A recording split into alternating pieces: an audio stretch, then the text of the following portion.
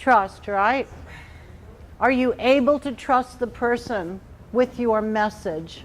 See, that's why your message is so important, because actually you are going to speak it and someone's going to listen to it, but the message is important. And how you say it, like one day you can just blow up in the middle of dinner and say, I hate chicken noodle soup, and throw it from the... Well, you could do it that way. But if you frame that message in a different way, and you think, how can I frame it without throwing it? How can I frame it? How can I say it? Now, let me ask you something else, too, to think about. We have different languages here, right? So first of all, it would be hard for me to tell my own parent, I don't like your chicken noodle soup. My mother was Irish, and trust me, I would never have said it. I would just keep eating it till the cows come home. That Irish temper, I don't want any part of it. So, but if I had had the courage, first of all, you have to decide, do you trust the person? But you have to decide, how would you say it? Now, maybe you have decided in your great wisdom that one of the things that you know about yourself, because you've self-assessed yourself, is that you can be very objective. You can be like Dr. Spock, right? You can just say things like Dr. Spock would say, you know, out in space, and you can just say it and then everyone will accept it. It'll be just fine. Or you can say to yourself, you know something, I know people. I can get along with, I'm just going to schmooze this one. I'm going to schmooze this chicken noodle soup story right here. I'm going to get through in a really nice way. You know, I mean, it's not like being a car salesman person who has all the ability to do that, that you're going to talk about the soup. But the important thing is that you're at least starting to think, how am I going to say this? Because maybe, like Dr. Spock, you are very good at being objective. I can talk about things very objectively, rationally, like a good nerd that I am, and I can say it straight up, and people will accept it. And in fact, the listener is not like you at all. He's not a nerd. He doesn't talk like that. He thinks you act like a robot. And how dare you say anything with that objective tone of yours? Because that tone is read in a different way. It's not read, well, I'm just being rational. Just because you don't throw the soup, just because you don't curse and let them have it with the hot soup, doesn't mean that you still aren't insulting, right? Because we still haven't figured out who you are that I'm talking to. I'm the person who wants to complain about the soup, but who are you? It's not important how I say it in terms of me. I'm going to say it my way. Then you know what? You get what you get. And you might get the soup thrown at you, as a matter of fact. No. What is that listener? That person I'm going to talk to, that mom who made that soup, or that dad who made that soup and put it in the darn crock pot at 6 o'clock this morning and chopped up all that little chicken and did all that so that I could have something to eat, and cooked it for 9 hours and did all of that and set the table and made it all nice and had the special crackers. What is that person going to think when I say what I have to say? We have to think about that person. See, I always did think about that person. That's why I knew my mother would, you know, go nuts on me with the Irish temper. So I was always careful. But whether it's a joke or it's true, what is that listener going to hear? How can you say it? But the most important thing, too, is this. You have to say it. You really have to say it. Because honestly, whether it's chicken soup or whatever it is, it's going to drive you nuts and make you angry and make you mean. And you can't say, even Thursday won't make you smile. Because you're thinking about it and obsessed with it, whatever it is. So you need to be honest right this minute to yourself and determined with enthusiasm that whatever bugs you right now, just take one thing. If you have 5, well, you're going to have to just take 5 weeks to get it out. But think of one thing this week that you want to share, and think about that person you're about to share it with. And see if it's at all possible for you to make that step. Because actually it is the only way that we can.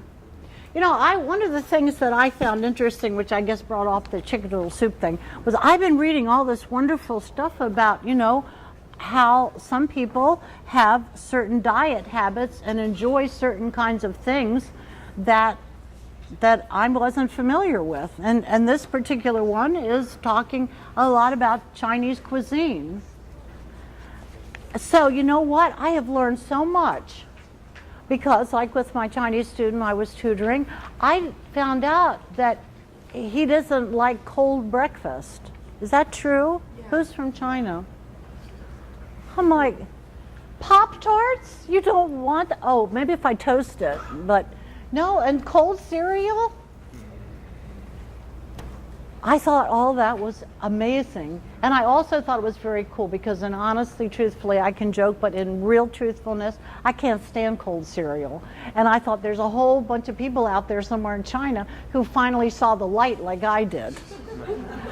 Because, you know, people keep saying to me, have some cereal. I don't want that in the morning. I want some hot chocolate. But the interesting thing was that just like you did and that I did, guess what happened from that experience? Just from reading and then talking to my student was that I thought, that really is cool. We are living very far away from each other and we have something very in common. And as a matter of fact, I feel kind of weird about how I am about the cold cereal. And now I have millions and millions of people that agree with me. 1.3 billion. Yes, exactly. And that felt vindicated somehow. The thing is that when can we find the things that make us alike? And what does make us alike? What are some of the virtues or characteristics that make us alike? Can you give me one? What's something that you think makes everybody in the world the same?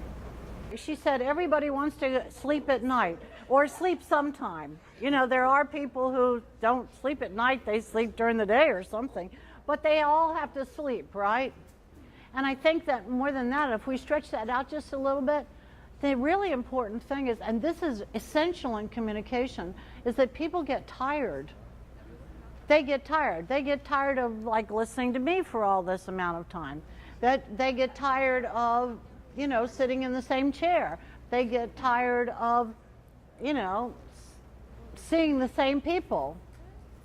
Sometimes I think that one of the reasons why I would like to be a host family person is that I just get tired of everyday boring stuff going on. And I think it would just be fun and exciting to have someone else around who could shake things up a little bit, make it more interesting, share some new stuff with me. And so being tired of things sometimes is the very reason why many of the things that were, you know, invented. I guess people got tired of walking, so they invented trains. I mean, we get tired of stuff, so we start making new stuff. And that's exactly how many inventions happen. So tired is okay, and we do need sleep. But what about those words, those abstract words? Abstract words, you know, are those words that you can't touch them. They're just not touchable. They're not tangible. And one of them is love. Now, who here would say, I don't want any love? I want no love ever. As long as I live, I want no love. Not possible, right? There are people who would say, I don't want any companionship. So that's strange, but they still want to be loved somehow. Yeah. at least like. How many times have we heard the crazy expression, I don't care if you like me as long as you love me? What? Or I don't care if you love me as long as you like me. Either one, it's like we get those things all mixed up. You know, love is so weird because we have love of our pet, we have love of pizza, you know? We have love, relationship love, opposite sex love, love of the seasons. We fall in love pretty easily as human beings. But it's the very thing that can make us fall apart just as easily. So we always have to be watchful. And then that's where more communication breaks down. Because we're afraid, what are you saying? What are you thinking? What does that mean? I hope that when you engage in communication that you will not be too tied to the digital world. Because things happen, as I mentioned earlier, when you text message, when you find yourself using, tweeting, when you find yourself using emails that you can't be sure how it'll really, be read. Because honestly, the human experience, remember that before we human beings started using language, we started using the rest of our bodies to communicate. Whether we held out our hands to people to give them a rock, whether we followed them around wherever we were, in this desert or wherever, we did more. That's how we let people know we're here. And animals seem to do that too. Plenty of animals, sure, the dog runs up when you come home and lets you know. They don't have words. But they seem to let us know when they like us and when they don't like us. So when we use the digital form of communication as our primary one, we really are missing. We're missing what I told you at the beginning, to me is the most important thing, and that's eye contact, right? Look at me, I see you. Remember Avatar, I see you. That just didn't mean I see that you're there, right? I see you. I see your cool hat. Thanks. I see you. Appreciate it. That's right. I see the president of the next class. Yeah, the valedictorian. I see Carlos, right? And that's what happens. We really do look at each other. So when you students go through the hall tomorrow, you with your poster for president, and everybody dressed up, I want you to just stop if you can. When the students are all coming this way and you're going that way, I dare you to look at them. I dare you to look them in the eye, right? Like that. I dare you. I dare you. I dare you to look at your teacher. Which teacher do you not like? Don't answer it. See, I don't want your answer. I want your answers in your mind, not out of your mouth, because I'm going to get in trouble no matter what happens here. And I know it. Somebody you don't like, come on, there's always one. She doesn't treat me right, he's failing me, whatever it is. Oh, no, nobody fails in this room, of course. But I want you to look at that teacher dead on, and not with, an attitude look. Please, not that, because that can happen too. And just look and see what you see. Is there a neighbor? Is there a friend? Sometimes, do you feel like that you have dinner with your host parents and this is the way you look at everything? Well, I know the food's down there, so that's part of the problem. Unless you're Roman and they're throwing grapes at you or something. But you have to look down. But it's time to look up, right? It's time to look up, too, and see each other.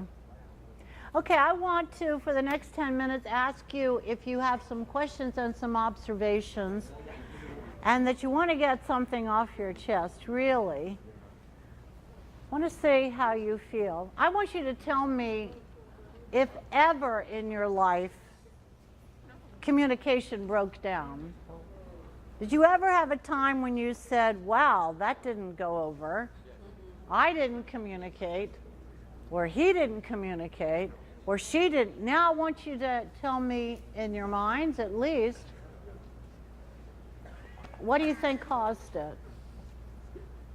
I can tell you flat out right now that I completely messed up communication with a relative once through a text message. I thought, that's ridiculous. I went back and I read it and I thought, holy moly, I said that all wrong. I had commas and semicolons right where they belong too, you can believe it, but I still said it wrong because that's not what I meant. And if I had been in person and I was showing eye to eye, it never would have come off that way. It never would have come off that way. But can you think of a time when it didn't work for you? Many of you communicate with your families, what, by email most of the time? Or a lot of the times? You don't edit Siri. If you don't edit Siri and push send. Yes, that's right. And especially when you send it to someone you really didn't mean. Whoa, that's really scary. You have people on one of those streams where there's 5 people and you only meant it for the one, and you better be nice all the time. You better never gossip, never say anything mean about a person because that's going to happen. But I guess what I meant is, do you talk to your families on the telephone, like from in China or Vietnam, or do you mostly email? Can you guys tell me that? Do you communicate with your families mostly by email or by telephone? Talk on the phone? WeChat. Both? No, we use WeChat. Chat. Oh, you chat. Oh, of course you chat. That's right.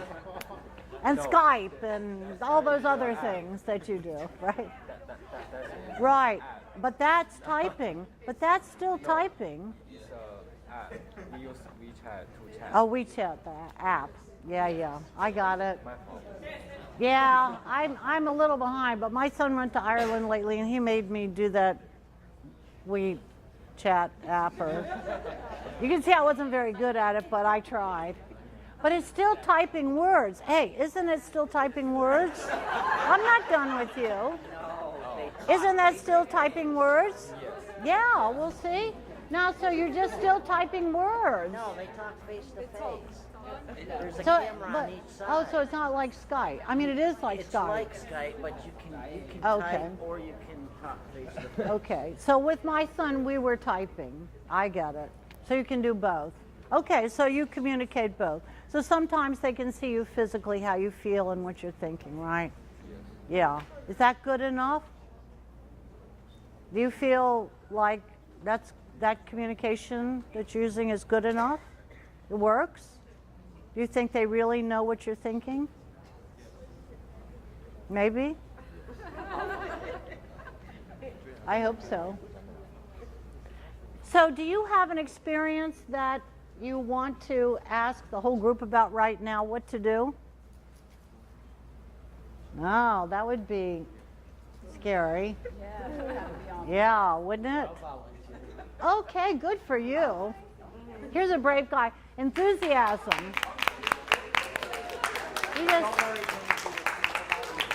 He stepped up there and I have been married to a Chinese wife for 5 years.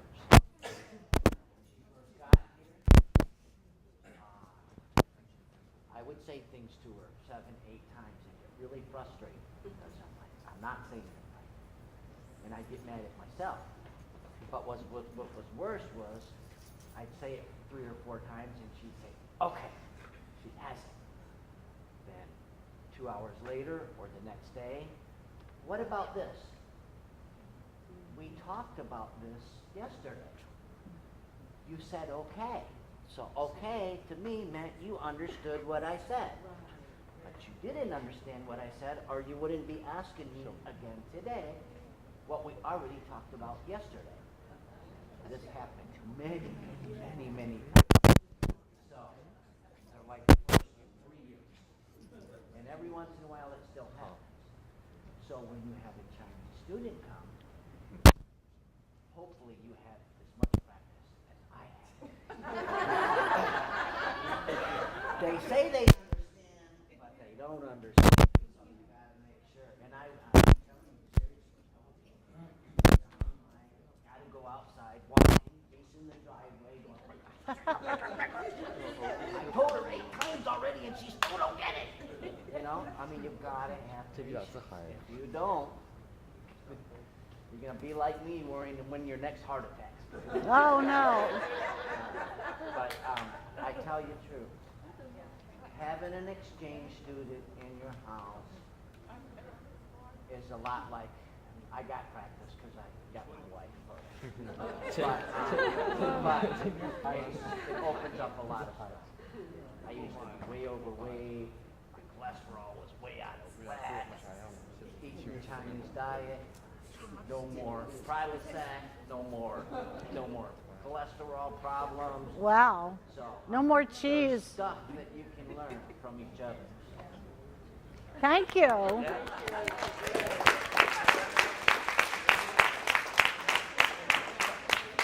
just know things there's going to be something about her though. She's like, oh no, he's standing up. Well, you know what? I think that was perfect because actually we started with a quotation, and your example is exactly what George Bernard Shaw was saying.